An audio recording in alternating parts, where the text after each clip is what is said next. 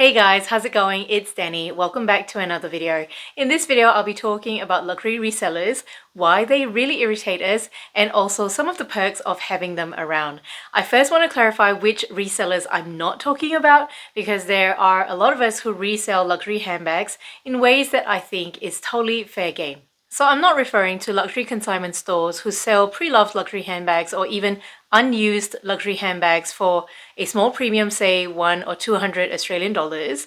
I think that's kind of fair game because luxury consignment stores are registered businesses and they do have to make a small profit in order to run their business.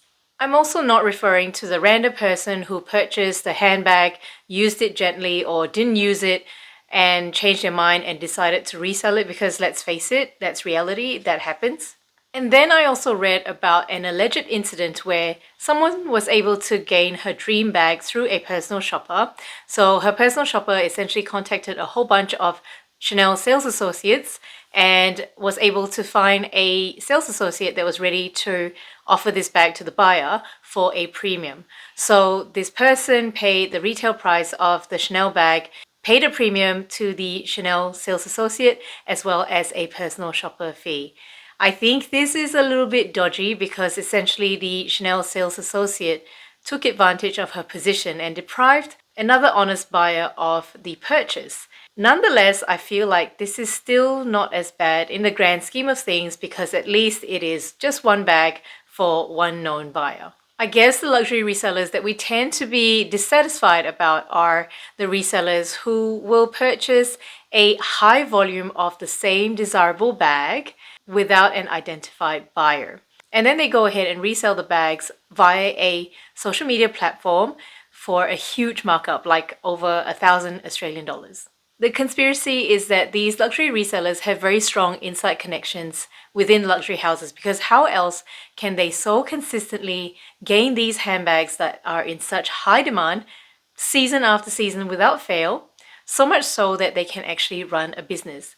And then for us luxury lovers, of course, it's a little bit crappy because we have to fork out so much more money for a handbag that we love and we don't feel that is particularly fair game. And then there's some of us who continue to fuel this luxury reseller business, and then the cycle goes on. Now, dare I suggest an argument for these resellers? So for me, I am not a regular Chanel customer, and I would never be able to acquire one of these high demand, highly coveted handbags directly from the store because they're probably reserved for the Chanel VIPs who have spent a lot of money with the fashion house already. In my opinion, I think it's reasonable for Chanel to run that kind of business model because you should reward your regular loyal clientele. So if I wanted a specific highly coveted Chanel handbag, I am kind of thankful that I can gain it in a roundabout fashion. The thing is, if there was a premium, it would be me deciding whether I would be willing to pay that premium or not, and in a way that empowers me. Also, whatever premium I pay would not surmount to the purchase history that I've had to build up with Chanel. Can you see where I'm going with this? I think it would be a little bit double standard of me to be overly critical of the luxury reseller Chanel situation because there's already a whole precedence set with Hermes. And if you follow me on my channel, you know that I recently only purchased an Hermes Kelly via the reseller route. And I'm not saying that you have to agree with me or that you have to accept the situation.